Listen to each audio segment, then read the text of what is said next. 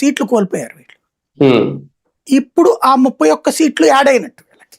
ఉమ్, 260 మొత్తం 80 సీట్లు యాడ్ అవుతుంటే ఉమ్, ఇప్పుడు ఇంకొక 50 అడిషనల్ వచ్చినట్టు, బోనస్ వచ్చినట్టు. ఉమ్, ఇప్పుడు మేబీ నేను అనుకోవడం, క్రిందటిసారి ఎట్లాంటి రేషియో అయితే ఇచ్చారో అదే రేషియోలో ఇస్తారు.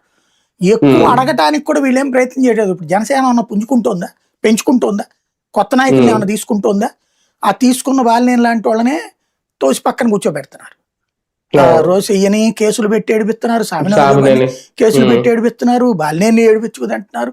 ఈయనేం కాపాడట్లేదు కదా, అంటే వీళ్ళందరూ నిలబెట్టట్లేదు. సీనియర్లు కాబట్టి వీళ్ళకి కూడా రావా అవకాశాలు, సీట్లు? నేను అనేది అదే.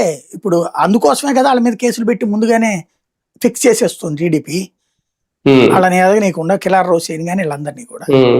కాబట్టి రాబోయేటటువంటి రోజుల్లో మళ్ళీ జనసేన తరపున ఇప్పుడు 21 కదా, రేపు మేబీ 40 సీట్లు రావచ్చు.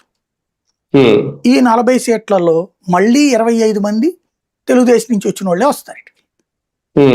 భారతీయ జనతా పార్టీకి 10కి గాను 20 సీట్లు రావచ్చు రేపు పొద్దున. ఆ 20 సీట్లలో 15 మంది వీళ్ళోళ్లే ఉంటారు మళ్ళీ అక్కడ.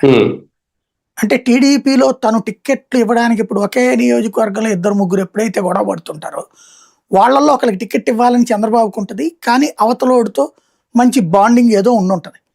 అట్లాంటి వాళ్ళని తీసుకెళ్లి అవతల పార్టీలో చేర్చి ఆ పార్టీ పేరుతో టికెట్ పెడతాడు ఈయన. ఇప్పుడు అతని పేరు ఏందది మీకు ఏరియాలో, వర్మ కాకుండా ఆయన నల్లబెల్లి రామకృష్ణారెడ్డి. ఎంత రక్తంగా వస్తే పసుపు వస్తుందని చెప్తాడు ఇప్పటికి కూడా ఆయన.